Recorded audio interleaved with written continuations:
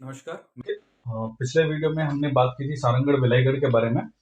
अभी देखते हैं मनेंद्रगढ़, चिरमिरी, भरतपुर। 32वां जिला है। अधिसूचना कब जारी होती है? तो अधिसूचना जारी होती है इसकी 11 नवंबर 2021। 11 नवंबर 2021 को इसकी अधिसूचना जारी होती है। और ये घोषणा कब करते हैं जिला बनाने की? घोषणा करते हैं 15 अगस्त को। 15 अगस्त 2021 को इसकी घोषणा होती है और जिला अस्तित्व में आता है 11 नवंबर 2021 को। इस राजपत्र में प्रकाशित होता है 11 नवंबर 2021। मातृ जिला, ये पूरा कोरिया जिला था। कोरिया जिले से अलग होकर के बना है, इसलिए इसका मातृ जिला क्या हो जाएगा? कोरिया। कोरिया मातृ जिला। कोरिया इसका मातृ जिला हो जाएगा। अब लिख देते हैं सीमावर्ती जिले। तो सीमावर्ती जिले में एक, जिससे ये खुद अलग हुआ है, कोरिया।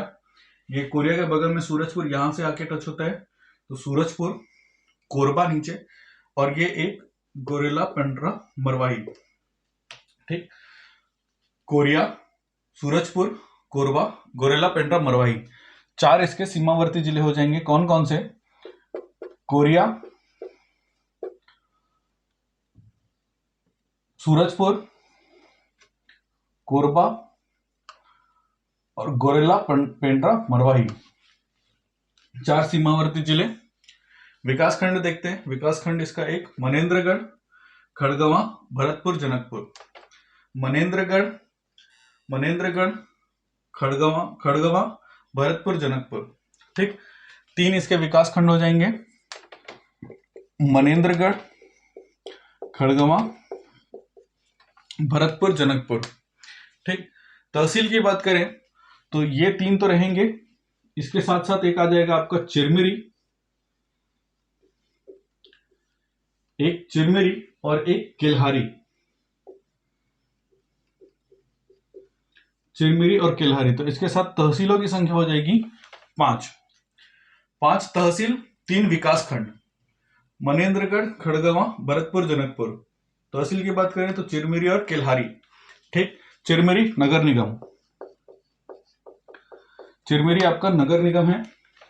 भरतपुर के साथ में आपका सोनहट, ये आ जाता है आपका एक विधानसभा क्षेत्र, और दूसरा विधानसभा क्षेत्र यहाँ पे एक पहला, दूसरा विधानसभा क्षेत्र यहाँ पे है मनेंद्रगढ़। 2 विधानसभा क्षेत्र हो गए, भरतपुर सोनहट के साथ में, और एक मनेंद्रगढ़। ठीक, अब अपन बात करते हैं भूगोल की। सोनहट अभी भी कोरिया जिले में। भूगोल की बात करते हैं। ये चाक बखार वाला रीजन है पूरा। चाक बखार में यहां पे क्या मिलता है? तो गोंडवाना।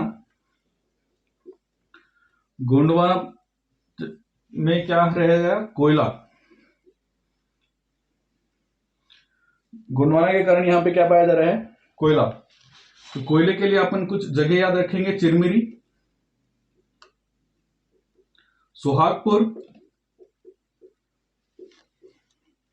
ठीक, चिरमिरी, सोहागपुर, कटकोना, जागरखंड और कुरासिया।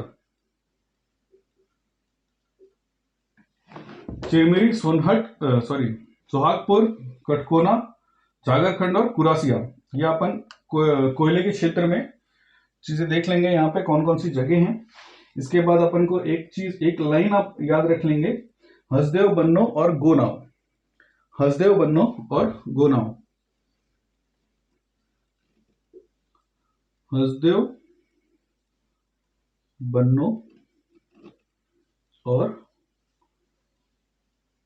गोनाव। हसदेव से हसदेव नदी, हसदेव नदी 176 किलोमीटर। कहां से निकलती है? कैमूर पर्वत। कैमूर पर्वत से एक क्वेश्चन आता है कि ये कौन सी पर्वत श्रेणी का भाग है? तो विंध्य पर्वत श्रेणी का, विंध्य पर्वत श्रृंखला का भाग है कैमूर पर्वत। किसका भाग है? विंध्य पर्वत श्रृंखला का। ये सारे क्वेश्चन हैं, क्वेश्चन बनते जाएंगे।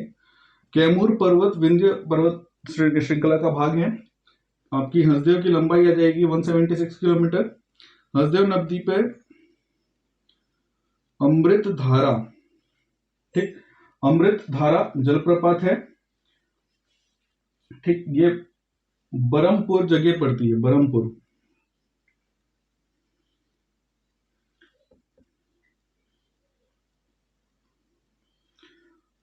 बरबरपुर या बरहमपुर ऐसे जगह में पड़ती है। अमृतधारा जलप्रपात है वहां पे हंसदेव नदी पे।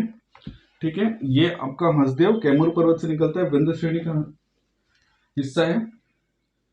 फिर इससे बनास, बनास बन बन बन, हल्का सा वन को अपन अगर गलत तरीके से बोले तो बन, और ये वन वन यानी वन कौन गया था, तो राम गए थे, तो रामदाह या रामदा, रामदाह या रामदा, यहाँ पे भी ये जलप्रपात है बनास नदी पे। हंसदेव, बन्नो और गो से आ जाएगा आपका गोपद, न्यो से कुछ नहीं है, नाव से नेउर, मिल नहीं रहा था शब्द, तो नेउर। ठीक है, हंसदेव बन्नो और गोनाव। ठीक है, हंसदेव नदी, बनास नदी, गोपद नदी और नेउर नदी। हंसदेव पे आपका, हंसदेव कहां से निकल रही है, कैमूर पर्वत से निकल रही है। इसकी लंबाई आप देख लेंगे 176 किलोमीटर है। और आपका इसमें आपका पड़ेगा एक अमृतधारा जलप्रपात, यहाँ पे बहुत सारे लोग जाते हैं। अमृतधारा जलप्रपात पड़ेगा यहाँ पे एक गाबर घाट भी देख लेंगे, हंसदेव नदी पर ही गाबर घाट है, जो व्यापम में क्वेश्चन पूछा था।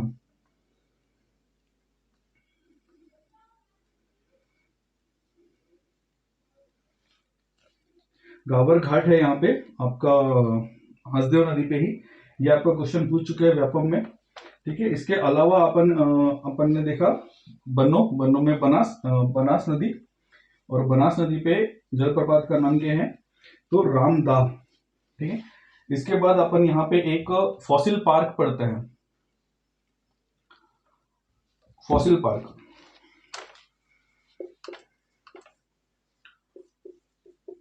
फॉसिल क्या, जो चट्टानों के बीच में जीवाश्म का कुछ मार्क पड़ जाते हैं काफी सालों से दबे होने के कारण, तो फॉसिल पार्क है यहाँ पे, जहां पे 25 करोड़ वर्ष पुराने फॉसिल्स मिले हैं। फॉसिल पार्क है यहाँ पे, ये सुपर गोंडवाना ग्रुप का हिस्सा है। यहाँ की जो चट्टाने हैं वो super Gondwana group, super Gondwana group की चट्टानें यहाँ पर मिलती हैं। इसके बाद अपन हम बात करते हैं इतिहास की।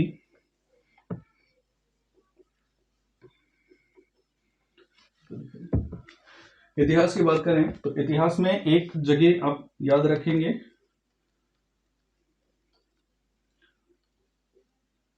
कोटाडोल। प्रश्न आया था कि अशोककालीन मूर्तियां कहां से प्राप्त हुई हैं, तो अशोककालीन मूर्तियां आपका कोटाडोल। किसके काल से याद रखना है इसको, अशोक के काल से। अशोक की लाठ मिली है यहां पे, अशोक की लाठ, और ये अशोककालीन मूर्तियां, अशोककालीन सम्राट अशोककालीन मूर्तियां। ठीक, कोटाडोल से अशोककालीन की मूर्तियां प्राप्त हुई है। इसके बाद आप याद रखेंगे सीतामढ़ी।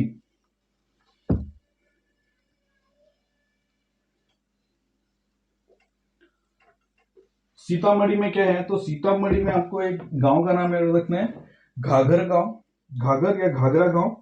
फिर रापा नदी, और वहां पे मिली है आपको खंडित शिव की मूर्तियां। ठीक, सीतामढ़ी के नाम से आपको याद रखना है आपका घाघर गांव, रापा नदी, खंडित शिव मूर्ति,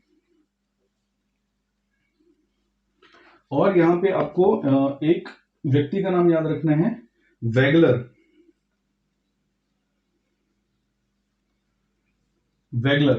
वैगलर का नाम क्यों, क्योंकि वैगलर ने बोला था, वैगलर के अनुसार यहाँ पे राम और सीता वनवास के दौरान इस जगह पर आकर रुके थे। ठीक है, तो ये किसने बताया, तो वैगलर ने बताया है। सीतामढ़ी आपको याद रखना है, सीतामढ़ी में एक आपका आ जाएगा घाघर गांव, रापा नदी, खंडित शिव की मूर्ति, और वैगलर ने यह बताया कि यहाँ पे आपको यहाँ पे अपने वनवास के टाइम पे राम और सीता आकर के रुके थे। एक मुरेरगढ़ है, मुरेरगढ़ में प्राचीन बहुत सारे, मुरेरगढ़ लिख देता हूं, यहाँ पे प्राचीन मठ और मंदिरों के अवशेष प्राप्त हुए हैं। राजा बुलंद शाह, ये नाम यहाँ पे याद रखना है, राजा बुलंद शाह से ये संबंधित जगह है। मुरेरगढ़ मठ मंदिर मिले हैं यहाँ से प्राचीन, ठीक है, प्राचीन मठ और मंदिरों के अवशेष यहाँ पे मिले हैं, ठीक है।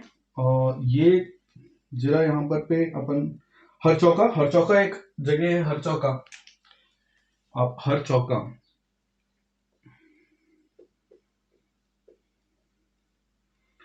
हरचौका जो है वो एक मुहावी नदी, ठीक है, मुहावी नदी के तट पर है।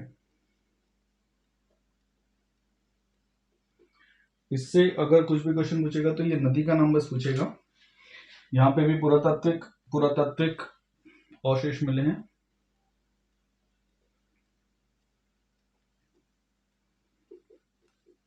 हरचौका से पुरातात्विक अवशेष मिले हैं। यह आपका मुहावी नदी के तट पर है। मुरेरगढ़ राजा बुलंद शाह से संबंधित है।